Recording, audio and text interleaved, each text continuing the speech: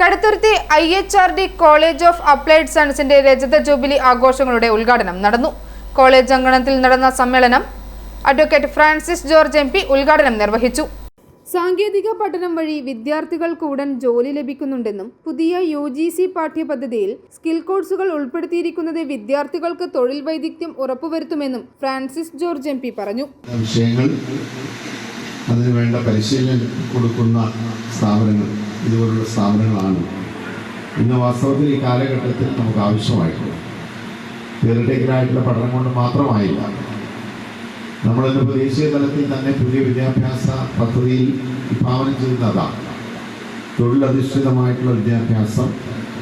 കുട്ടികൾക്ക് നേരിട്ടുള്ള പ്രവൃത്തി പരിചയം, ഹാൻഡ്സ് ഓൺ എക്സ്പീരിയൻസ് പഠനത്തോടൊപ്പം തന്നെ ലഭിക്കാൻ കഴിയുന്ന രീതിയിൽ അഡ്വക്കേറ്റ് മോൻസ് ജോസഫ് MLA അധ്യക്ഷത വഹിച്ചു. ആ നിലയിൽ നമുക്ക് ഇനിയും കൂടുതൽ കാര്യങ്ങൾ IHRD കോളേജിന് വേണ്ടി ചെയ്യാൻ പറ്റും.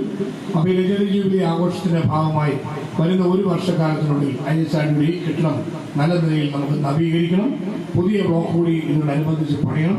അങ്ങനെ കൂടുതൽ കോഴ്സുകൾ ഇവിടെ കൊണ്ടുവരാൻ കഴിയുന്ന ഒരു സാഹചര്യം കൂടി ഭാവിയിലേക്ക് നമുക്ക് ഉണ്ടാക്കണം. അതിന് എല്ലാ വിധത്തിലുമുള്ള സഹകരണം ഉണ്ടാവും. ഇവിടെ കോളേജിലേക്ക് എത്തിച്ചേരാൻ കുട്ടികൾക്ക് പ്രയാസമാണ്. വാഹന സൗകര്യത്തിന്റെ അപര്യാപ്തതയുണ്ട് എന്നതടക്കം പറഞ്ഞപ്പോൾ MLA ഫണ്ടിൽ നിന്നൊരു ബസ്സും വാങ്ങിച്ചു കൊടുത്തിട്ടുണ്ട്. മിനി ബസ് അതിനു വേണ്ടി. കോളേജിന്റെ നാളിതുവരെയുള്ള വളർച്ചാ കാലഘട്ടത്തെ MLA അനുസ്മരിച്ചു.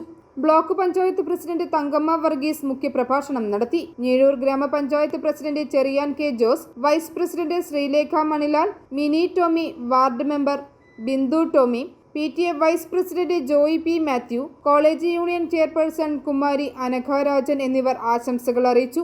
ഗ്രാമ, ബ്ലോക്ക്, ജില്ലാ പഞ്ചായത്ത് അംഗങ്ങൾ, മുൻ ജനപ്രതിനിധികൾ തുടങ്ങിയവർ ചടങ്ങിൽ പങ്കെടുത്തു. രജത ജൂബിലി കോർഡിനേറ്റർ ബെറ്റി മാത്യു കൃതജ്ഞതയർപ്പിച്ചു. I4E news, Ettumanoor.